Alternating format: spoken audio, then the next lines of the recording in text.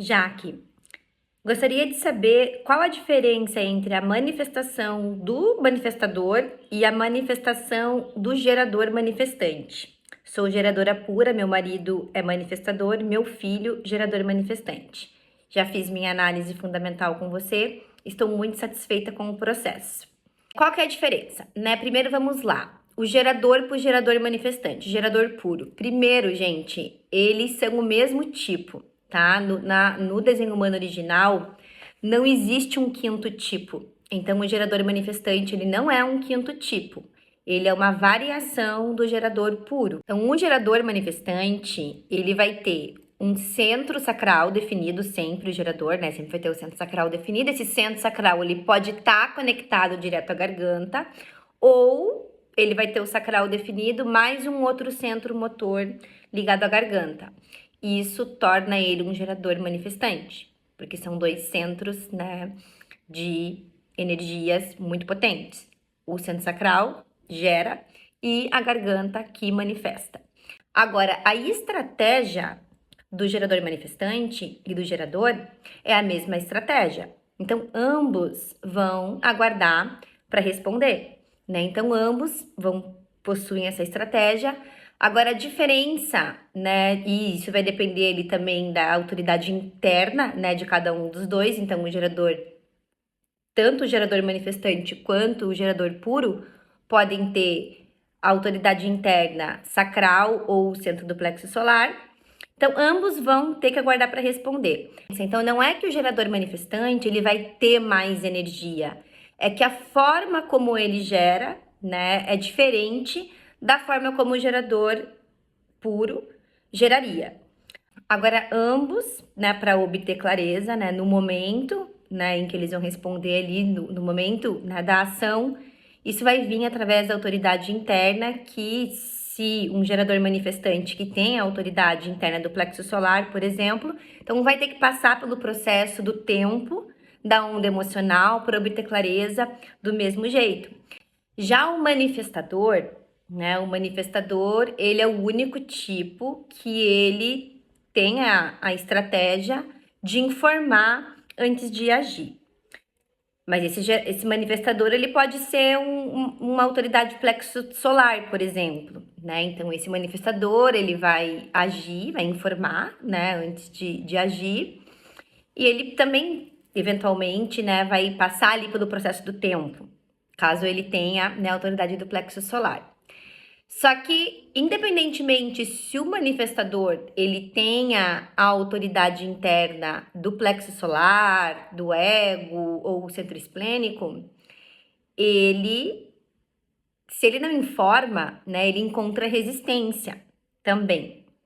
E o gerador manifestante, no momento em que ele é perguntado e se ele tem uma autoridade sacral, por exemplo, e ele imediatamente vai para ação, ele não precisa informar como manifestador. Então, essa é a diferença. Então, a estratégia do gerador manifestante é aguardar para responder. E no momento em que ele é perguntado, então, de acordo com a autoridade interna dele, que é correto para ele, que ele obtém clareza, ele imediatamente vai para ação. Porque ele tem essa mecânica.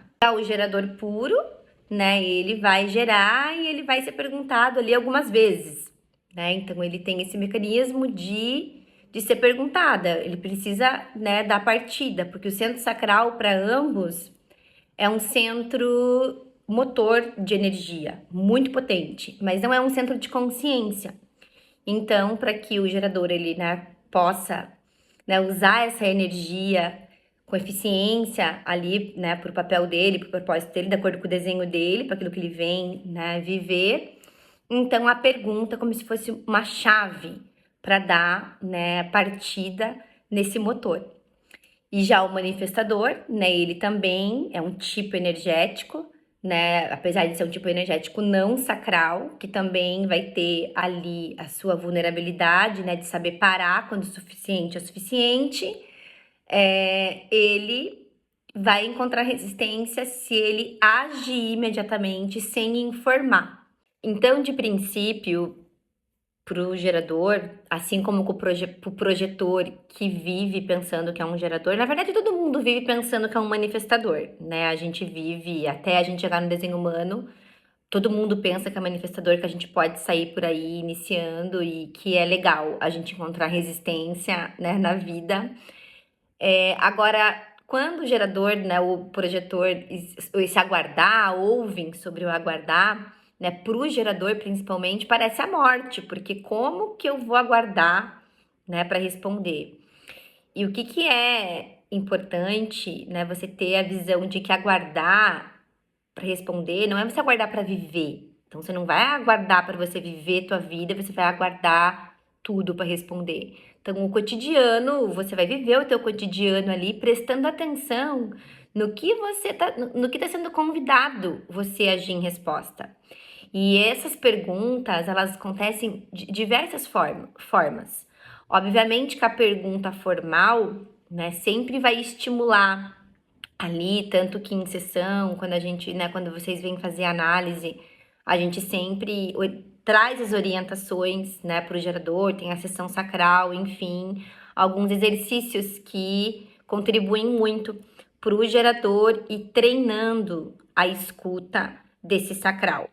Porque nós estamos tão condicionados, né, a gente está tão condicionado que a gente não se escuta, a gente não se ouve, independentemente da autoridade interna do tipo. Agora, pro gerador, né, escutar esses sons sacrais, ter isso como um exercício é importante para ele poder viver o processo e reconhecer essas perguntas que estão sendo feitas, porque, como eu disse, a pergunta ela vai acontecer de diversas formas. E é isso. Autoridade, estratégia sempre, né? Independentemente se é gerador manifestante, aguardar para responder. Pode ser o canto de um passarinho, pode ser a pergunta de alguém próximo de você, mas as perguntas estão sempre ali, né? E o gerador ele tá aqui para funcionar em resposta e as perguntas estão por todos os lados. Isso que é muito importante para o gerador, né? Essa atenção do que está acontecendo no mundo ao redor, porque está tudo acontecendo, mesmo quando nada parece estar acontecendo.